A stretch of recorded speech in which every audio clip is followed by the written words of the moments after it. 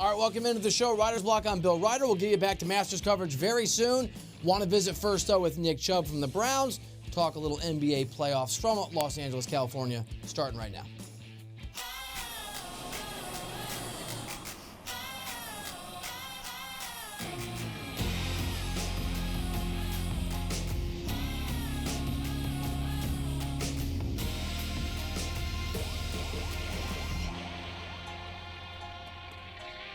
All right, the NBA playoffs are set. We're going to quickly run through each series, give you some predictions. We'll start with the 1/8 and work our way to the series that maybe are a little more competitive. Bucks versus Pistons.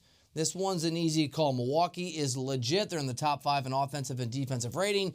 Giannis should be the most valuable player. Hopefully Reed Forgrave and the other voters out there vote for Giannis. Budenholzer has been a coach of the year, will be again after this year. And outside of Golden State, I'm not sure there's a better basketball team in the NBA, and that's shown. Milwaukee 4-0 against the Pistons this year. The Pistons limp into the postseason. Milwaukee all day. That's an easy one. And I feel kind of bad for the Clippers. They're next up. Warriors against the Clippers. Doc Rivers has done a remarkable job coaching this team. When Los Angeles, the Clippers sent Tobias Harris to Philly, we sort of thought the Clippers were mailing it in. That wasn't the case. They've been competitive. They are fun to watch, but they don't have a chance against the Golden State Warriors. The Warriors are going to flip that switch. They're the greatest dynasty, or the second greatest dynasty in the history of the sport, and they're going to dominate not just this Clippers team, but probably every team they play outside of maybe the Rockets. And the Raptors Magic, I'd like to tell you, is an interesting one too. It's just not. Toronto, with Nick Nurse as the head coach, has made their offense from something that was middling to remarkable. Their defense is still great. And Kawhi Leonard, when he's healthy, and he has been, is a top 3 player in the NBA. Interestingly, 9 times this season, the Raptors scored under 100 points, and 3 of those times were against the Magic. It's kind of an interesting matchup. They split the series 2-2. I still love Toronto. The Magic are young. They're better than we thought they would be, but they're not good enough to win this series. Denver-San Antonio is really interesting. Denver got really lucky. The Nuggets will not face the Warriors or the Rockets until the Western Conference Finals. And the Nuggets, who are young and a little bit ahead of schedule, have a remarkable home court advantage I don't think enough people have paid attention to. They're the best team at home in the NBA this season. Some of that's the altitude. They're not particularly good on the road. I understand that Greg Popovich is, for me at least, the greatest coach in the history of the NBA. Denver wins this series. I just don't think it's easy. It's true when you haven't been to the postseason as a group, it feels different. The particles in the air tend to recalibrate. You can feel the stress. But this Nuggets team is really good. They're really deep. They're really interesting. 83% winning percentage at home. I like these guys a lot. Philly-Brooklyn's a more interesting game. D'Angelo Russell's played at a really high level, and as much as I know Philadelphia is the better team and talented enough to make a run, there's this great big question mark in the air around Joel Embiid. If you told me Joel Embiid was 100% healthy, I'd 100% pick the Sixers, but from Brett Brown, the head coach, to Elton Brand, the GM, there's clearly some uncertainty percolating with their star player. The club will make the statement in a clearer way than I guess I have about Joel. I'm optimistic he plays this weekend, but it's a combination of how he feels. I think he'll present well and he'll be ready, but you don't know. Who knows? Who knows if he's going to play? It's pretty critical. The odds in Vegas, though, still have Philly as huge favorites, which means Embiid's probably going to be fine. Normally, I just brush it aside and say, don't worry about it. It's the first round. But Embiid, in his history of health, it is a bit of a pause. But the odds in Vegas and just how deep that Philly team is, I think they're going to get the win. An interesting fun fact, Philly is 23-5 this year when they shoot 40% or better from the three-point line. Not a great three-point shooting team, but they're capable at times of doing that. We'll see whether or not that comes to fruition in this series. I like Philly, but Brooklyn's scrappy, and they're joyous, and they love what they're building there. They'll win a game or two. The next game that I think is really interesting is Portland, Oklahoma City. A real rivalry between both those organizations, both those teams, and their point guards. I'm a huge Damian Lillard fan. CJ McCollum is back, but the injuries have felled this group. They're probably the underdog. They are, according to Vegas, and you can feel the chippiness a little bit because normally you praise your opponent. They're so good. I can't wait to see what they can do. We're going to give it our best shot.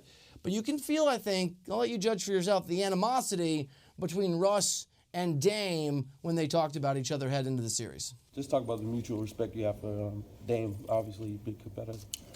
Compete. I like to compete. He likes to compete. That's it. The 2 point guards of the team are both super competitive and a lot of pride. So I think it starts there. And same division, always close in the standings, so it's always a battle for something. I hate the use of Nurkic injury for the Trailblazers. It's a killer. It's a bummer. I recognize they're 7-2 since that injury. They closed on a strong note. So have the Thunder, up and down, but they won their last 4. This is a game that's about defense against offense. Third best defensive rating in the NBA belongs to the Oklahoma City Thunder. The 4th best offensive rating belongs to Portland. You give me the injury. You give me the Thunder's experience, certainly Russ's. You give me the fact that defense usually trumps offense. I'm reluctantly taking the Thunder. I like the Trailblazers. I like what they've built, but I think the Thunder are going to get the win. Another interesting matchup is Celtics-Pacers. Pacers overachievers this year. Even when Oladipo went down, there's a toughness and a grit to this squad. They're really good defensively.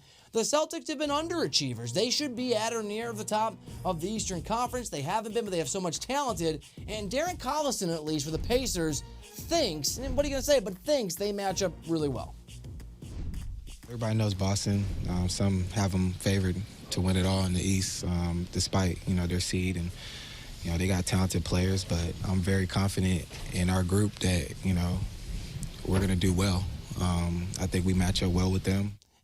And the Marcus Smart injury of the torn oblique is problematic in the extreme. He's a first-team all-defensive caliber player this year, and so some of these stats are going to be a little thrown off. But the Celtics were 3-1 against the Pacers. They are a top 10 offensive and defensive efficiency rated team. They're markedly better than Indiana. I love the scrappiness of the Pacers. And as much as Kyrie doesn't always get along with that group, it's go time, it's playoff time. I think talent just absolutely wins out here. Give me Boston as a no-doubter. And then finally we got the Rockets against Utah, which is a really interesting matchup because Utah was supposed to be great this year, and we know that the Rockets struggled early on.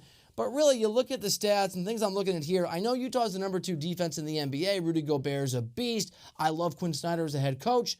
But they're only the Jazz 17th in defending the three-point shot this year. That's problematic in the modern NBA in a vacuum. It's really problematic against a Rockets team that shoots the ball, the three-point shot, as 52% of its shots. They rely on the three. The Jazz don't guard it particularly well. And, it's one of those situations where it's probably not going to go the right way. Most people think that. Nets forward Jared Dudley was on CBS Sports HQ on Monday, and he said what I think we all think, the Rockets going to win the series, and he thinks they're going to actually end up in the finals. James Harden and the Houston Rockets finally get it done. They beat the Golden State Warriors. Really? I'm not going to say they win a championship. The bold prediction is... But the dynasty, they knocked them out. They knock them off and Durant leaves. There it is. Look at that. I can't get there with Jared. I don't think that they're going to, I think it's the Warriors all day long. I really do. They're going to miss some of those defensive pieces in Houston when that series rolls around. But they are going to roll through a Utah team that I also like. So those are the predictions. We'll have you covered, of course, as the NBA playoffs get underway and unfold over the next few months. At every single moment, everything you need to know will be here for you on CBS Sports HQ, your home for streaming sports. But there's some Masters going on. We're going to catch up on that just after we talk to Nick Chubb, the Cleveland Browns running back, here on Reiter's Block. With me, Bill Reiter, in just a moment.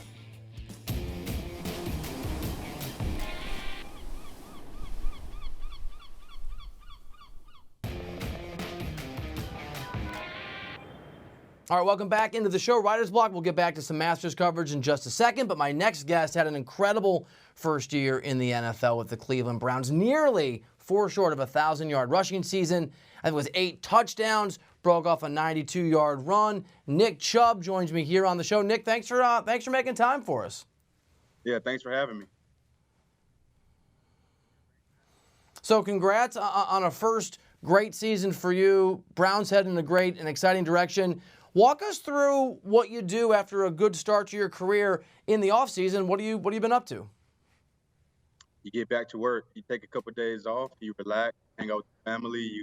You enjoy yourself for the most part. But on the back of your mind, you have to get back to work. Have another season coming up. Of nowhere to, go backwards. Got to keep moving forward. And for me, that's the biggest thing I've been focusing on, just continue to get better. You guys were already a remarkably exciting offense last year, just the way you were constructed last year. Yourself and Njoku, of course, Baker Mayfield, and there's Jarvis Landry, a bunch of guys I'm forgetting. Very, very high-powered offense in the making. You've added some other weapons, including Odell Beckham Jr. What does OBJ do for you guys and what you can do on the field in terms of trying to put up some points? It's gonna be amazing. And I can't even fathom what's gonna happen in the future because he's such a great player, such a great deep threat. He catches the ball very well, as everyone knows, but something as a running back, he likes to block. He doesn't mind sticking his head in there and hitting those corners and linebackers. That's what I see him. He's just an overall team player, and he has a deep threat. And we were very successful last year. Just adding him on to the piece of the puzzle, it's going to be something fun to watch. Yeah, John Dorsey, the GM, done an amazing job putting talent together. Nick, you're no stranger to being a really talented part of a very talented backfield. Kareem Hunt also now member of the Browns, and we know he's not going to play for a while. But when he returns, what does that do for you guys, and how does that affect or motivate you as a guy who's been this before at Georgia in terms of being talented and having another talented guy playing the same position you do? It's nothing new to me. This is since high school and college. I've been in talented backfields, sharing with Todd Gurley and Sony Michel, and many more great running backs. So it's nothing new to me, and it keeps you going. I think this day in the league, you definitely need more than one so you can take care of the body. It's such a hard game, brutal game. Me and him going to be nice, very nice compliments of each other, and going to end of the day, want to win games. We're on the same team, so just find a way to win is all that matters. Before you arrived in Cleveland, if we're talking straight, the Browns were often a punchline. Now, John Dorsey's come in as the GM. He's one of the guys who helped build up the Kansas City Chiefs and a lot of the talent they have there. And as we've talked about, you guys are loaded, and you've got some players on defense too. Can you give us a sense in your brief time there what you've seen in terms of the Browns culture, maybe how it's changed and the level of optimism among the guys in that locker room? It's definitely changed a lot. We don't look at ourselves as just the Cleveland Browns. We're different. We say we're more confident in ourselves. And just the atmosphere and the energy is very high. And we know on paper we look very good, but that's nothing to do with it. We continue to come in each and every day. All the guys are here working out, just trying to get better, doing stuff on their own, extra work, and any way to get better, we can be a better team. And it's a different year for the Browns in here. Can you give us what's the best Baker Mayfield story that you can share that speaks to him as a guy or a teammate, a leader, a winner, a part of this exciting group you guys have in Cleveland? It's a lot of Baker stories, and for the most part, he's just very good at imitating people and mocking.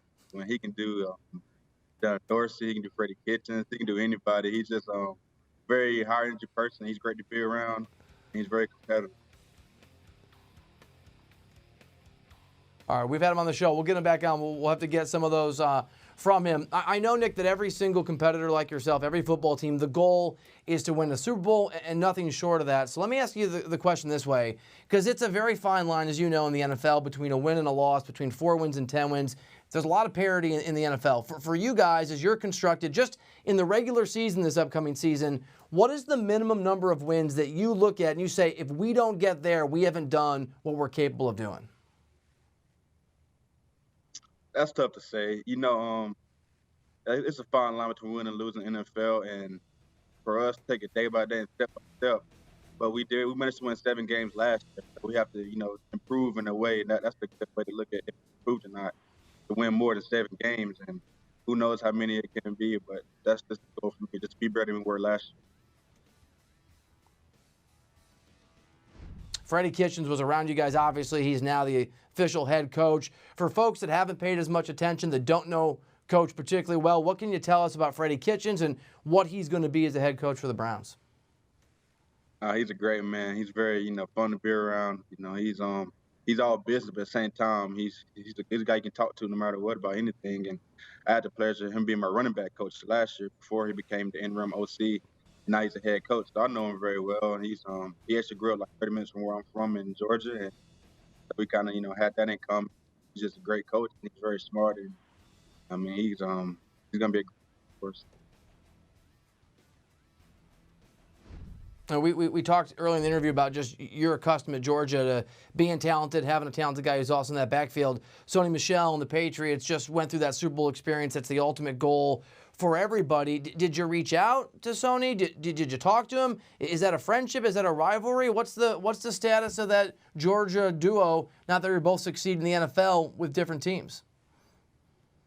It's a friendship. It always been a friendship. I was actually there at the game when he won it. Won the Super Bowl, and we hung out a little bit. So that's my boy, and I'm cheering for him. And even though we were on the same team, it was never any competition. It was just for the team. And now his success really has nothing to do with mine, and the same way with me. So I'm definitely cheering for him now, and that's my boy. I'm proud of.